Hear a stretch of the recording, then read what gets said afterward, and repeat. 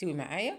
وكل دقيقتين 3 كده افضل اقلب فيها زي ما انتم شفتوا كده. هجيب بقى نص كوبايه لبن او حليب زي ما ان في ناس بتقول حليب، وهحط معلقه هرميه نشا ومعلقه هرميه دقيق وثلاث معالق سكر وكيس فانيليا وصفار بيضة، وابتدي بقى اقلب الخليط كله دوت.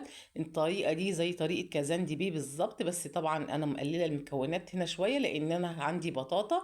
البطاطا هنا كمان استوت عندي. شايفين بقى كده البطاطا استوت. ممكن نضربها في الخلاط او في الكبة او ممكن نهرسها بالهراسة زي ما انا هرستها كده. انا يعني قلت يعني هرستها بالهراسة زي ما انتم شايفين كده، اتهرست معايا كويس قوي قوي. لو انت مش عايزة تهرسيها بالهراسة ممكن تعمليها في الكبة او الخلاط.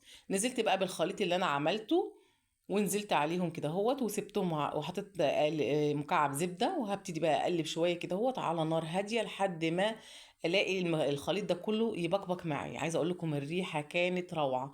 شايفين